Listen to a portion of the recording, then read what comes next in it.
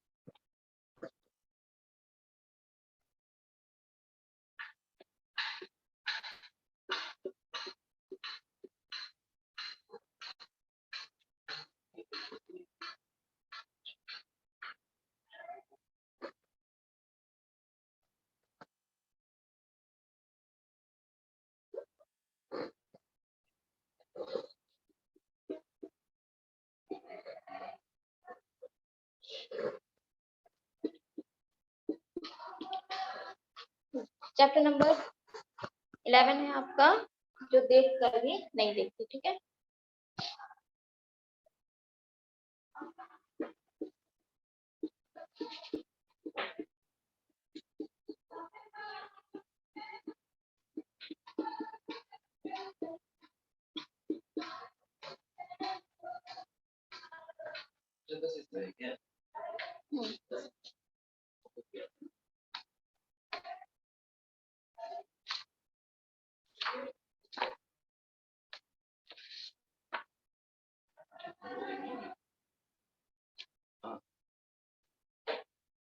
पूरा नहीं किया, साइमा की बुक है।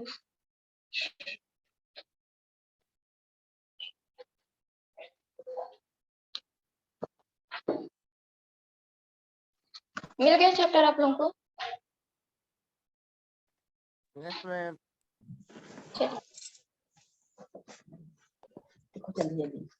करिए, फिर हम अर्थ बताते चल रहे हैं। पेज नंबर है आपका 80, निकाल लीजिए।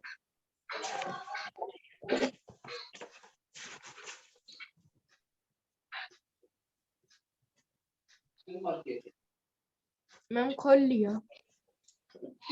चलो पढ़ो।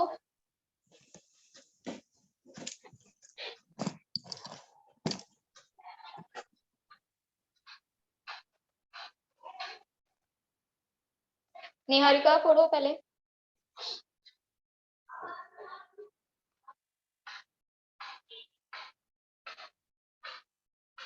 मैम बुक नहीं है। बुक नहीं है,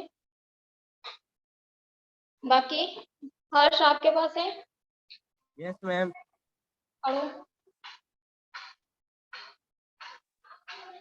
अभी अभी मैं अपने मित्र की परीक्षा लेती हूँ कभी यह कभी वाकई कभी कभी मैं अपने मित्र की परीक्षा लेती हूँ यह पढ़ने के लिए कि वह क्या देखते हैं। हाल ही में मेरा एक प्रिय मित्र जंगल की सैर करने के बाद वापस लौटा। लौटी। लौटी मैंने हाँ, उससे पूछा उसने क्या क्या देखा। कुछ आपने क्या क्या खास देखा? कुछ खास तो नहीं। उनका जवाब था, मैंने बहुत अचानक नहीं अचरज अचानक नहीं। नहीं हुआ, क्योंकि मैं अब इस तरह के उत्तरों की आदी में तो हो चुकी हूँ। मेरा विश्वास है कि जिस लोग लोगों की आंख होती है वे बहुत कम देखते हैं। क्या यह संभव है कि भला कोई जंगल में घंटों भर मेरे को घूमने बताया और जा रहा फिर और है हर्ष, लेखिका इसमें क्या बता रही है कि जब उनके मित्र क्या करते हैं, कहीं घूमने जाते हैं, उनकी परीक्षा लेने के लिए क्या करती हैं, उनको परखने के लिए वो पूछती हैं कि आपने वहां पर जहाँ घूमने गए थे क्या क्या चीजें देखी, क्या पता चला आपको। तो उनकी जो एक मित्र थी, हाल ही में मेरी एक प्रिय मित्र बता रही हैं, जंगल की सैर करने के बाद वापस लौटी। वो क्या की, जंगल की जब सैर करके आई तो वो वापस आई। तो मैंने उनसे पूछा, यहाँ पे लेखिका कहती है, मैंने उनसे पूछा कि आपने क्या क्या देखा। तो उनकी जो मित्र है वो बताती है कुछ खास तो नहीं। उनका जवाब था, उसने बताया कि उनका जवाब था कि कुछ खास तो नहीं। मुझे बहुत अचरज नहीं हुआ, मतलब ये जान के मुझे आश्चर्य नहीं हुआ, क्योंकि मैं अब इस तरह के उत्तरों की आदी हो चुकी थी। मतलब उनका कहने का था कि मैं अपने फ्रेंडों से जो भी पूछती थी यही सब रहता था, कुछ खास नहीं। मेरा विश्वास है कि जिन लोगों की आंखें होती वे बहुत कम देखते। वो बता रहे हैं कि जिनकी आंखें हैं वो घूमने जा रहे हैं, वहां पर उनको कुछ पता ही नहीं चल रहा कि हम कहाँ गए थे, क्या देखने गए थे। तो इसका मतलब है वो कुछ नहीं देख रहे हैं। तो यहाँ पे लेखिका यही बता रही है कि जिनकी आंखें होती हैं वे बहुत कम देखते हैं। क्या यह संभव है कि भला कोई जंगल में घंटा भर घूमे फिर भी कोई चीज ना देखे? वो बता रही हैं कि ऐसा तो संभव है नहीं कि कोई पूरे टाइम वहां पर रहे और कोई भी चीज ना देखे। मुझे जिसे कुछ भी दिखाई नहीं देता। यहाँ पे लेखिका क्या है, उसकी आंख नहीं है, ठीक है, बचपन से उनकी आंख चली गई थी। तो बता रही हैं कि मुझे जिसे कुछ भी दिखाई नहीं देता सैकड़ों रोचक चीजें मिलती। वो कह रही हम जिनकी आंख नहीं है वे भी क्या कर रहे हैं, उन चीजों को देख के समझ जाते हैं, छू कर पहचान लेते हैं। यहाँ पे बताया जा रहा है कि मैं भोजपत्र के पेड़ की चिकनी छाल और चीड़ की जो खुरदरी छाल है दोनों का स्पर्श पहचानती हूँ। ठीक है, एक चिकनी है और एक थोड़ी सी रफ टाइप की खुरदरी है। ठीक है, वसंत के दौरान मुझे जो कलियां खिलती हैं मैं उसे खोज लेती हूँ। कैसे खोज लेते हैं, उनकी तो आंख है नहीं, लेकिन फिर भी वो क्या कर रही है, यहाँ पर खोज लेती हैं। मुझे फूलों की पंखुड़ियों की मखमली सतह छूने, उनकी घुमावदार बनावट महसूस करने में अपार आनंद मिलता है। वहां पे लेखिका कौन है, हेलन केलर है। वो बता रही है यहाँ पर कि मुझे क्या है, जो पंखुड़ी है उसको छूने में और उनकी जो बनावट है उनको स्पर्श करने में मुझे क्या मिलता है, आनंद मिलता है। ठीक है, इस दौरान मुझे प्रकृति के जादू का कुछ एहसास होता है। वो बता रही है मुझे क्या होता है, कुछ ना कुछ मुझे एहसास होता है, मुझे पता चल जाता है कि यहाँ पर क्या चीज है। कभी जब मैं खुश नसीब होती हूँ तो टहनी पर हाथ रखते ही किसी चिड़िया के मधुर स्वर कानों में गूंजने लगते। वो यहाँ क्या बता रही हैं कि कभी कभी मैं जब खुश नसीब मतलब खुश होती हूँ तो मुझे टहनी पर हाथ रखते ही पता चल जाता है कि यहाँ पे चिड़ियों का झुंड है, वो मधुर स्वर में क्या कर रहे हैं, गाना गा रहे हैं। उनके स्वर मेरे कानों में क्या करते हैं, गूंजने लगते हैं। ठीक है, अपनी उंगलियों को जब झरने के पानी को बहते हुए महसूस कर मैं आनंदित होती, मतलब झरना है बह रहा है उसमें अपना हाथ लगाती है तो उससे क्या हो रही है, आनंदित हो जाती है। मुझे चीड़ की फैली पत्तियां बता रही है, मुझे चीड़ की फैली पत्तियां या घास का मैदान किसी भी महंगे कालीन से अधिक प्रिय है। क्या बता रही हैं कि जो चीड़ का फैली हुई पत्तियां हैं, ठीक है, और घास का जो मैदान है, कालीन जो होता है उससे भी अधिक प्रिय है। घास भी नीचे जमीन में बिछाई जाती है, जमीन में उगती है, और जो कालीन है वो उन दोनों में तुलना करके किसको अच्छा बता रही है, घास के मैदान को। ठीक, बदलते हुए मौसम का समा मेरे जीवन में एक नया रंग और खुशियां भर जाता है। जो बदल रहा है मौसम, उससे क्या हो रहा है, मेरे जीवन में एक नया रंग भरता है। कभी कभी मेरा दिल इन सब चीजों को देखने के लिए मचल उठता है। वो क्या बता रही है, मुझे कभी कभी ये लगता है कि काश मेरी आंख होती, मैं इन सब चीजों को क्या करती, देखती, और देखने के लिए मैं उत्सुक हूँ। अगर मुझे इन चीजों को सिर्फ छूने भर से इतनी खुशी मिलती है, तो यहाँ पे क्या बता रही है कि जब मेरी आंख नहीं और हम हमारे छूने से ही हमको पता चल रहा है यहाँ पे झरना है, यहाँ पे पेड़ है। अगर मेरी आंख होती तो सोचो कितनी मुझे खुशी मिलती। तो उनकी सुंदरता देखकर तो मेरा मन क्या रह जाता, खुशी से प्रसन्न में हो जाता। ठीक है, परंतु जिन लोगों की आंखें वे सचमुच बहुत कम देखते, वो बता रही है कि लेकिन जिनकी आंखें हैं वो सचमुच, ये सही बात है कि वो क्या कर रहे हैं, बहुत कम देखते हैं इस दुनिया के अलग अलग सुंदर रंग है। यहाँ पे क्या है, जो दुनिया है उसके कई प्रकार के रंग हैं जो उनकी संवेदना को नहीं छूते। ठीक है, मनुष्य अपनी क्षमताओं को कभी कदर नहीं करता है। वास्तव में ये बात है कि जिस मनुष्य को जो चीज खूबी मिलती है उसकी कदर वो नहीं करता है। ठीक है, यहाँ पे लेखिका बता रही है, हेलन केलर कह रही है कि मनुष्य के पास सबकी अपनी अपनी क्षमता होती है। ठीक है, लेकिन फिर भी उसकी क्या कर रहा है, वो कदर नहीं करता है। वह हमेशा उस चीज की आस लगाए रहता है जो उसके पास नहीं है।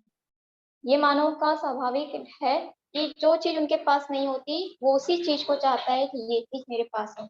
हेलन केलर भी के पास भी आंख नहीं, लेकिन वो क्या कर रही है, वो चाहती है कि काश मेरे पास आंख होती। तो वो बता रही हैं, लेकिन जिस मानव के पास, मनुष्य के पास सब कुछ है, आंख है, नाक है, कान है, सब कुछ है, लेकिन फिर भी वो क्या कर रहा है, उस चीज का लाभ नहीं उठाकर वो उस चीज का आस लगाए रहता है कि जो उनके पास नहीं है।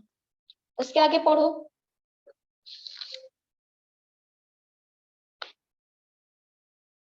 आदित्य, हर्ष, पढ़ो।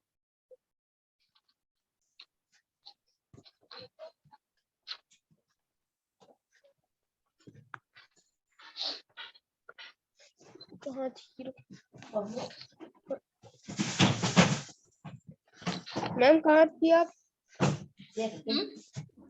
बुक नहीं है तुम्हारे पास? क्या मैम? बुक है ना? Yes ma'am. वहां से पढ़ो।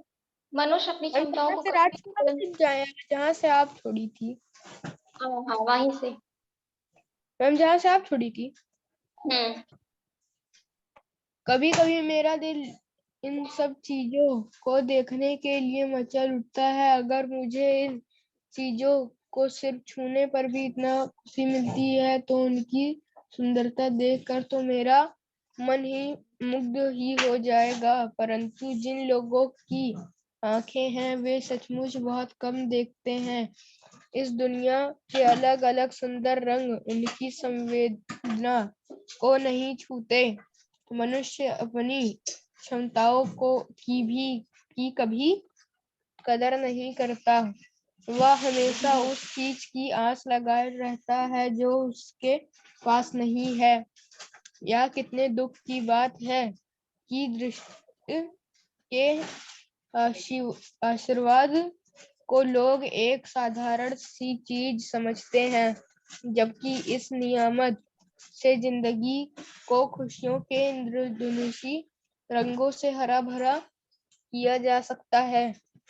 तो लास्ट में क्या बता रही हैं, यहाँ तक उन्होंने बताया कि हम उनकी उस चीज की आस लगा रहते हैं जो हमारे पास नहीं है। फिर बता रही हैं कि यहाँ कितने दुख की बात है कि दृष्टि के आशीर्वाद को लोग एक साधारण सी चीज समझते हैं। दृष्टि मतलब नजर, जो हमारी नजर है, आंख है, उसे क्या समझते हैं, एक नॉर्मल साधारण सी चीज यहाँ पे समझा जा रहा है। लेकिन ये नहीं समझ रहे हैं कि ये क्या है, ये दुनिया को देखने क्या एक खूबसूरत क्या है, गिफ्ट है यहाँ पर नियामत से। जबकि इस नियामत से जिंदगी को खुशियों के इंद्रधनुषी रंगों से हरा भरा किया जा सकता है। इनकी आंखों के माध्यम से हम क्या कर सकते हैं, दुनिया को देख सकते हैं। ठीक है, हेलन केलर है कौन, अब इनके बारे में जानते हैं। जो हेलन केलर है एक ऐसा नाम है जो घोर अंधकार के बीच भी रोशनी देता रहा। कल्पना करो कि जो ना सुन सकता हो, ना देख सकता हो, फिर भी वह पढ़ना लिखना और बोलना सीखती। यहाँ पे क्या बताया जा रहा है कि एक कोई भी बच्चा है जो सुन नहीं सकता ना देख सकता, क्या वो पढ़ना लिखना जान पाएगा? नहीं, कुछ ना कुछ उसमें डिफेक्ट रहेगा। लेकिन यहाँ पे क्या बता रहे हैं कि जो ये लेखिका है वो ना सुन सकती थी ना वो देख सकती थी, फिर भी वो क्या करने लगी, वह पढ़ना लिखना और बोलना सीख ली थी। भरपूर उनके पास क्या थी, आकांक्षा भी के साथ, आशा आकांक्षा के साथ जीवन जीने लगी और उसके योगदान के लिए दुनिया के लिए यादगार बन जाए। ऐसी थी हेलन केलर। जब वो डेढ़ डेढ़ मतलब 1 साल 6 महीने की थी, जब वर्ष की थी, बचपन की गंभीर बीमारी की वजह से उनको एक बचपन में ही एक बीमारी हो गई थी, जिसकी वजह से क्या थी, उनकी देखने और सुनने की जो क्षमता थी वो धीरे धीरे कम होती गई और एक समय ऐसा आया कि उनकी पूरी तरह से खत्म हो गई थी। लेकिन उन्होंने कभी भी हार नहीं माना। उन्होंने क्या किया, वो आगे बढ़ी, उन्होंने हार नहीं माना कि हम पढ़ेंगे लिखेंगे, और उन्होंने लिखा।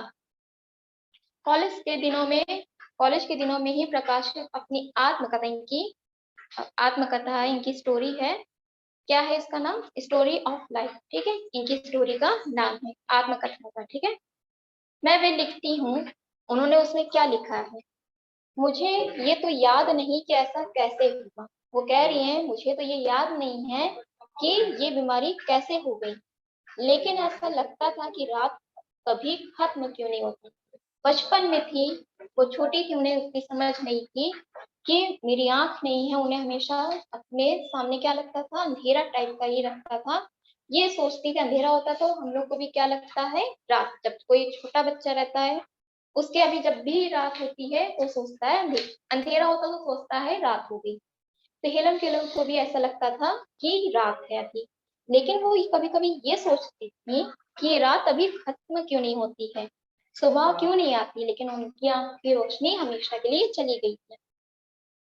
दुनिया की सभी भाषाओं में इस किताब के अनुवाद है। जो इनकी स्टोरी ऑफ लाइफ है, इनकी क्या है, इनकी किताब जो है हर भाषाओं में, हिंदी उर्दू संस्कृत सब में लिखी गई है।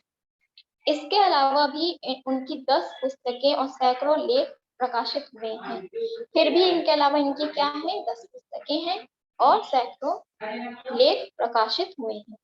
उन्होंने दुनिया भर में घूम घूम कर, इन्होंने कैसे लिखा, कोई व्यक्ति है जो ना देख नहीं पा रहा है किसी चीज को तो लिखेगा कैसे, लेकिन नहीं, इन्होंने क्या किया, पूरी दुनिया को घूमा, स्पर्श किया, पहचाना, अलग अलग तरीके की ध्वनि को देखा, समझा। और इन्होंने जिस तरह से ये क्या कर रही हैं, उन्होंने दुनिया भर में घूम घूम कर अपने जैसे जो इन्हीं की तरह लोग हैं, और भी लोग हैं, जैसे लोगों के अधिकारों और विश्व शांति के लिए काम किया, उनके अधिकार दिलाने के लिए कि नहीं, उनको भी क्या करना चाहिए, इसमें स्कूल हो चाहे कॉलेज हो, उसमें उनको भी जगह मिलनी चाहिए। उनके अधिकार के लिए उन्होंने लड़ा और उसके लिए उन्होंने काम किया। जो हेलन केलर है वो भारत भी आई। ठीक है, स्टोरी समझ में आई? Yes ma'am. Yes ma'am. Yes ma'am. एस के कौन है, नाम बताओ। एस के हम कौन? सुमित। हाँ, तो सुमित लिखो वहां पर। ठीक है, नहीं तो अटेंडेंस में एस के कोई नाम नहीं है क्लास 6 में। ठीक है, वहां पे सुमित लिखो। चलिए, क्वेश्चन आपसे पहला क्या पूछा गया है कि जिन लोगों के पास आंखें हैं वे सचमुच बहुत कम देखते हैं। हेलन केलर को ऐसा क्यों लगता था? बताइए आंसर क्या होगा इसका।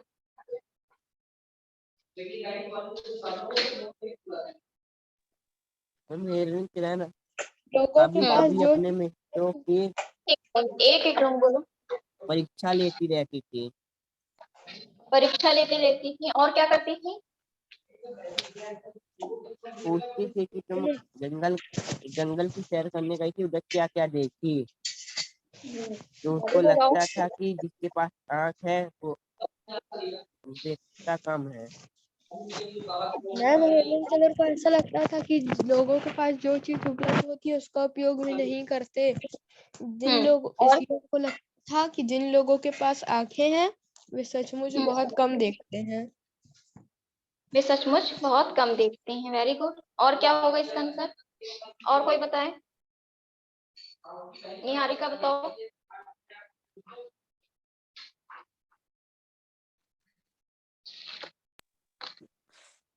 मैम देखो इसका क्या आंसर हो जाएगा आपको। इन्होंने क्या बताया, उन्होंने कहा है, क्वेश्चन आपसे क्या पूछा गया है कि जिन लोगों के पास आंखें हैं वे सचमुच बहुत कम देखते हैं। हेलन केलर को ऐसा क्यों लगता, तो उन्होंने ये बात क्यों बोली है इसके बारे में बताना है। तो उन्होंने क्या बताया है कि जिन लोगों के पास आंखें हैं, इसका आंसर लिखे हो तुम लोग? Yes ma'am. यस मैम लिखा है। ठीक है, तो इन्होंने बताया है कि जिन लोगों के यस पास मैम। आंखें, वे सचमुच बहुत कम देखते हैं। हेलन केलर को ऐसा इसलिए लगता था क्योंकि अक्सर आंख वाले लोग उनसे कहा करते थे, जब वो पूछा करती थी तो उसका जवाब क्या होता था, कुछ खास नहीं। हमेशा उनके लिए ये इस बात के लिए वो आदी हो गई थी कि जब भी कोई घूमने बाहर जाता था उनसे पूछती थी वहां पर आपने क्या देखा, तो हमेशा क्या वही जवाब रहता था, कुछ खास नहीं। तो उन्होंने बताया है कि जो हमारा नेचर की जो सुंदरता है, ठीक है, वह महसूस कर लेती थी, लेकिन वो क्या उस चीज की सुंदरता को महसूस करती थी, जिस कर लेती थी, जिस जादू के स्पर्श से वह क्या होती थी, रोमांचित हो जाती थी। वह खूबसूरती, जो उनकी खूबसूरती को उनके दृष्टि संपन्न मित्र देख नहीं पाते थे। वो कह रही है कि जिनके पास दृष्टि होती थी वो देख नहीं पाते थे, उन चीजों को मैं देखकर देख लेती थी जिनके पास, जिस व्यक्ति के पास आंख नहीं। तो इसीलिए उन्होंने कहा है ऐसा, इसीलिए उन्होंने कहा है। ठीक है, आपका नेक्स्ट क्वेश्चन है, सेकंड क्या है कि प्रकृति का जादू किसे कहा गया है, बताइए। प्रकृति का जादू वह है जो प्रकृति के रूप में कुछ न कुछ परिवर्तन होता है। प्रकृति में विविधता है, अलग अलग फूलों का खिलना, फूलों की पंखुड़ियों का मुलायम स्वभागों में गाते हुए पक्षी, या प्रकृति का जादू है। Very good. और कोई, हर्ष तुम बताओ। प्रकृति के सौंदर्य और उनमें होने वाले बदलाव को प्रकृति का जादू कहा गया है। बदलाव को और किसे कहा गया है, Yes, यहाँ ma'am. पे जादू की बात की जा रही है। रंगों को प्रकृति का जादू रंग बिरंगे रंगों को। तो यहाँ पे क्या हो जाएगा कि जो अलग अलग वृक्षों की अलग अलग छाल है, ठीक है, पत्तियां हैं, सबकी अलग अलग ही होती है। ठीक है, Yes, बसंत के ma'am. मौसम में कलियों का खिलना, जो बसंत का जब अभी आने वाला है मौसम, तो उसमें क्या है, अपने आप ही क्या होती है, कलियां खिल जाती हैं। और जो पतझड़ का मौसम है उसमें जो पत्तियां होती हैं, पुरानी पत्तियां जो झड़ जाती हैं और नए कलियां उसमें आ जाती हैं। अलग अलग क्या है, घुमावदार बनावट है, और उनकी मुलायम क्या है, सतह है। ये सब क्या है, प्रकृति का जादू। आपका लास्ट क्वेश्चन है इसमें कि हेलन, फोर्थ है, हेलन केलर प्रकृति की किन चीजों को छूकर और सुनकर पहचान लेती थी। हेलन प्रकृति की अनेक चीजों जैसे वन, पत्र, पेड़ों की चिकनी छाल, कलियों, फूलों की पंखुड़ियों की बनावट को छूकर और सुनकर पहचान लेती है।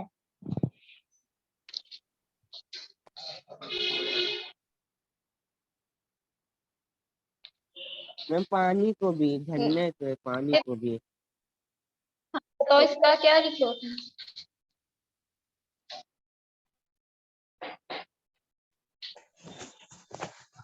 बोलो हर्ष।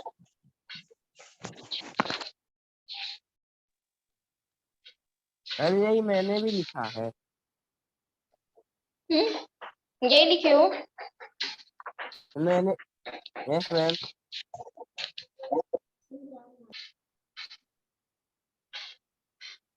ठीक, तो इसमें क्या बताया है कि जो भोजपत्र के पेड़ की चिकनी छाल और किसकी खुरदरी छाल, चीड़ की, ठीक है, उनकी छाल को वो छूकर पहचान लेती थी।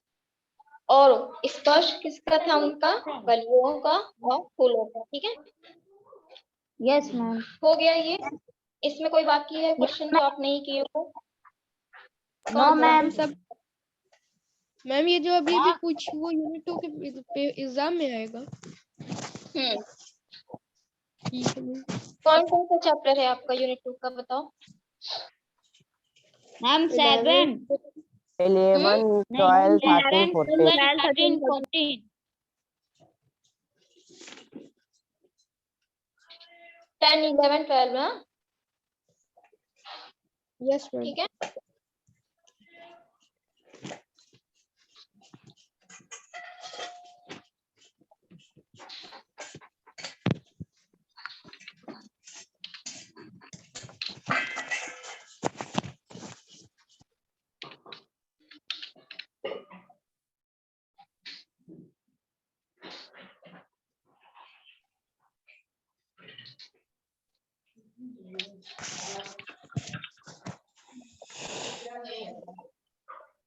चलिए अब इसमें क्या नहीं समझ में आया है? पूरे हो गए क्वेश्चन सर आपके? Yes ma'am. Yes ma'am. Yes ma'am. Ma'am पूरा याद भी है क्या? मैम का आंसर। अच्छा, अच्छी बात है, लिखना भी सीखो। Yes ma'am. तो 11 वाला आपका चैप्टर हो गया, 12 वाला निकालो, पेज नंबर Yes. 7 खोल लिया। पढ़ो। संसार पुस्तक है।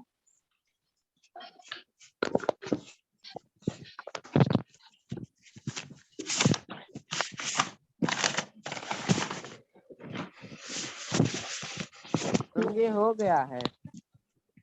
हो गया है? मैम इसमें इसका कुछ नहीं मैम। लगवाई है। क्या नहीं मैम लिखा? क्वेश्चन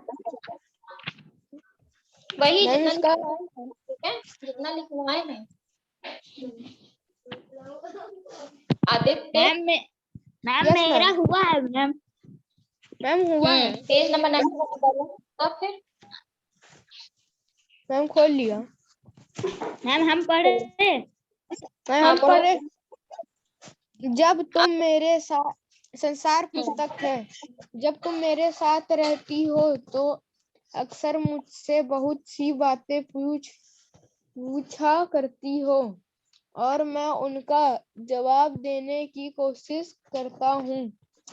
लेकिन अब जब तुम मसूरी में हो और मैं इलाहाबाद में, हम दोनों उस तरह बातचीत नहीं कर सकते। इसलिए मैंने इरादा किया है कि कभी कभी तुम्हें इस दुनिया की और उन छोटे बड़े देशों की जो इस दुनिया में हैं छोटी छोटी कथाएं लिखा करूं। तुमने हिंदुस्तान और इंग्लैंड का कुछ हाल इतिहास में पढ़ा है, लेकिन इंग्लैंड केवल एक छोटा सा टापू है और हिंदुस्तान जो एक बहुत बड़ा देश है।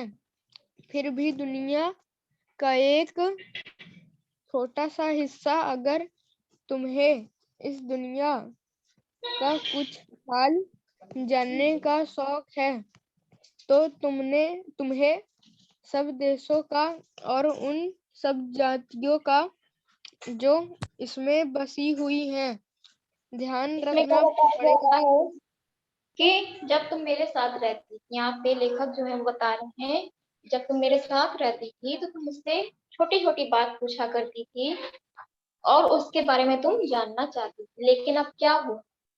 जो लेखक है वो कहाँ चला गया है? जो लड़की है वो मसूरी में चली गई है और लड़का जो है वो इलाहाबाद में। ठीक है, लेकिन अब दोनों के बीच बातचीत नहीं हो पा रही है, क्योंकि उस टाइम उसके पास थी तो पूछा करती थी, लेकिन अब उससे बात नहीं हो रही है।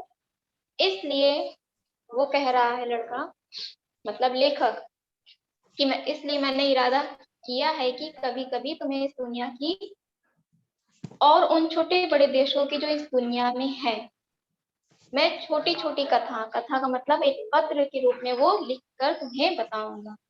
तुमने हिंदुस्तान और इंग्लैंड का कुछ हाल इतिहास में पढ़ा है, जो हिस्ट्री है उसमें क्या है, इतिहास है जो हमारा, उसमें हम हिंदुस्तान और इंग्लैंड और भी देशों के बारे में हमने पढ़ा है। लेकिन जो इंग्लैंड केवल एक छोटा सा टापू है और हिंदुस्तान जो एक बहुत बड़ा देश है, फिर भी दुनिया का एक छोटा सा हिस्सा है। लेकिन भारत हमारा क्या है? छोटा सा हिस्सा है।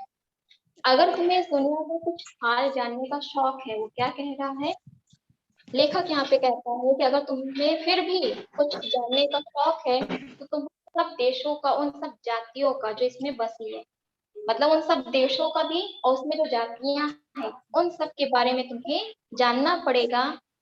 केवल तुम वहां तक सीमित नहीं हो जहां तक तुम पैदा हुए। ठीक है, ऐसा नहीं है कि सिर्फ प्रयागराज में हम पैदा हुए तो वहीं की चीजों को बस जाने।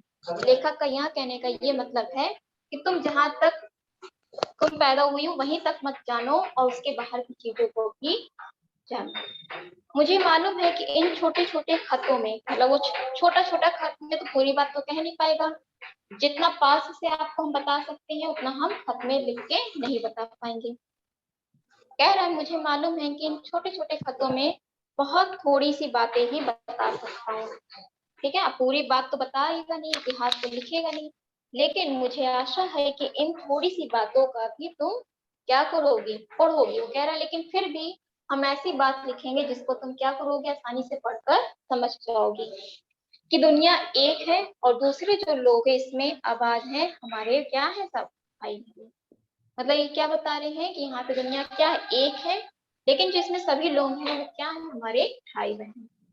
जब तुम बड़ी हो जाओगी, वो क्या कह रही, छोटी बच्ची है लेकिन जो उससे कह रहा है जब तुम बड़ी हो जाओगी तो तुम दुनिया उसके आदमियों का हाल मोटी मोटी किताबें पढ़ोगी। अभी तो तुम छोटी हो तो अभी तुमको तो समझ में नहीं आएगा, उतनी चीज समझ नहीं पाओगी, लेकिन जैसे ही तुम बड़ी होगी तुम क्या करोगी, जो हाल है, इतिहास है, वो तुम पूरा पढ़ोगी। और किन में पढ़ोगी, उन मोटी मोटी किताबों में। उसमें तुम्हें जितना आनंद मिलेगा उतना किसी कहानी उपन्यास में नहीं। ठीक है, यह तो जानती हो कि धरती लाखों करोड़ों वर्ष क्या है पुरानी, लेकिन वो लेखक क्या बता रहा है कि जो धरती है वो क्या है, लाखों करोड़ों वर्ष पुरानी है और बहुत दिनों तक इसमें कोई आदमी नहीं था। आदमियों से पहले सिर्फ जानवर थे, जो मानव है उसके पहले केवल क्या थे, जानवर थे।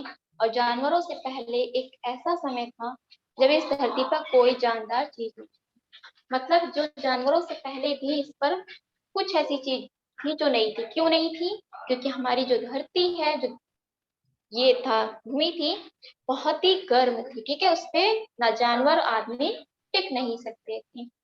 इसके आगे पढ़ो, आज जब यह दुनिया, यहाँ से पढ़ो, आज जब यह दुनिया एक ऐसा समय आज जब यह दुनिया हर तरह के जानवरों और आदमियों से भरी हुई है, उस जमाने का ख्याल करना भी मुश्किल है जब यहाँ कुछ न था, लेकिन विज्ञान जानने वालों और विद्वानों ने, जिन्होंने विषय को खूब सोचा और पढ़ा है, लिखा लिखा है कि एक समय ऐसा था जब यह धरती बेहद गर्म थी और बेहद इस पर शानदार चीज नहीं रह सकती थी। और अगर हम सुंदर उनकी का मतलब होता है कि जिन चीजों में जानवर, और अगर हम उनकी किताबें पढ़ें और पहाड़ों और जानवरों की पुरानी हड्डियां को गौर से देखें तो हमें खुद मालूम होगा कि ऐसा समय जरूर रहा होगा।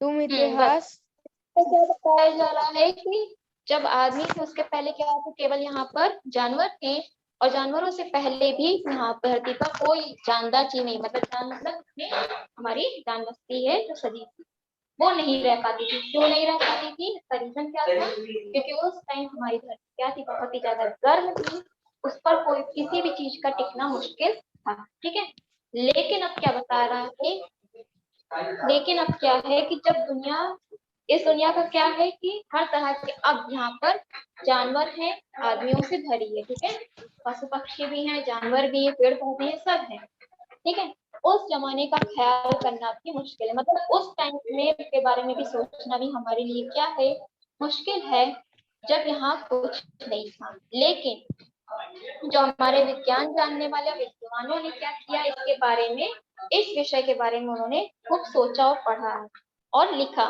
कि एक ऐसा समय था जब धरती बेहद गर्म थी, इस पे कोई जानदार चीज नहीं रह सकती थी।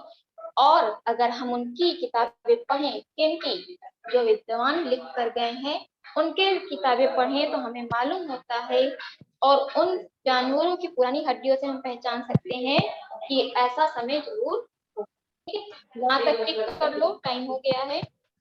इसके आगे हम नेक्स्ट क्लास में पढ़ेंगे। ठीक, यस मैम। कुछ पूछना है आप लोगों को? No ma'am. ठीक है, नेक्स्ट क्लास में हम लोग जब आप नेक्स्ट टाइम पे होगे तो उस पे हम लोग इसके आगे से पढ़ेंगे। ठीक है। Yes ma'am. Thank you class. Thank you ma'am. Thank you ma'am.